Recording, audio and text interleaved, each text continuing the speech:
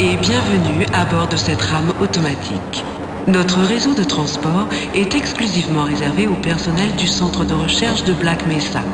Vous pouvez vous promener dans la rame ou vous asseoir et profiter du voyage. Bonjour et bienvenue dans Célation. Cette fois encore, nous allons nous intéresser à Valve Corporation avec le jeu qui l'a rendu célèbre mondialement, sa première production, un FPS en 3D sorti en 1998, Half-Life. La bande originale de Half-Life est le premier travail de Kelly Bailey pour Valve Corporation et il est également responsable de tous les effets sonores ainsi que de la programmation du moteur chargé des effets de réverbération et d'écho dans le jeu.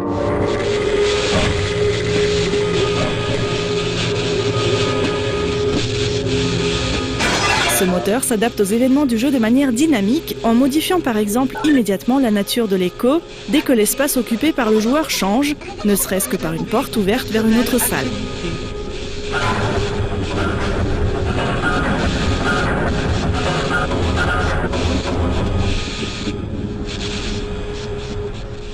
Grâce à ce moteur et grâce aux effets sonores très réalistes, le joueur se trouve parfaitement immergé dans le gameplay.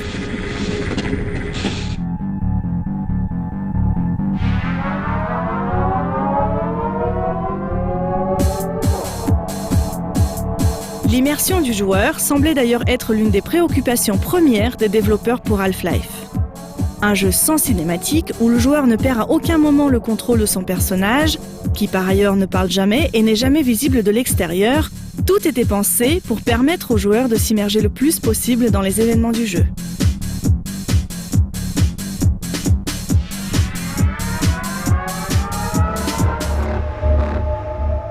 La musique ne fait pas exception.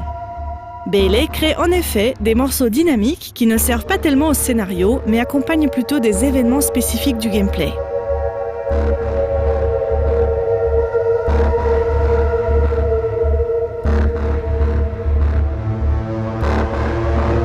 On y trouve des bruitages en rapport direct avec le level design, ainsi que des sonorités qui pourraient provenir des adversaires. Des actions spécifiques, comme prendre un ascenseur ou se battre contre des ennemis précis, appellent toujours les mêmes morceaux musicaux, et les deux deviennent ainsi indissociables pour le joueur.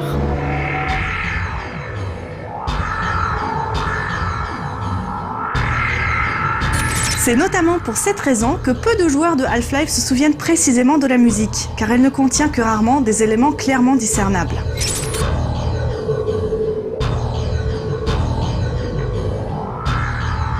Principalement composée de tapis instrumentaux, de bruitages aléatoires et de timbres oppressants, elle sert à créer l'ambiance sonore complète à chaque instant du gameplay.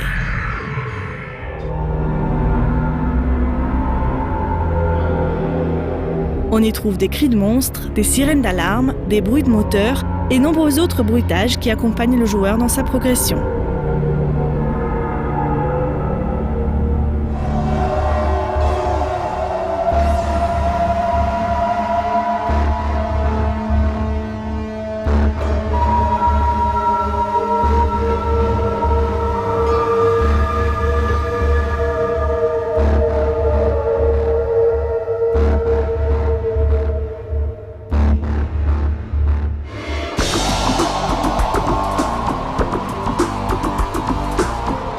Les quelques morceaux plus rythmés, composés d'éléments hard rock, metal et techno, ne contiennent pas de mélodie claire et se servent uniquement de riffs, de samples et de rythmes percussifs pour créer une atmosphère de stress et de suspense.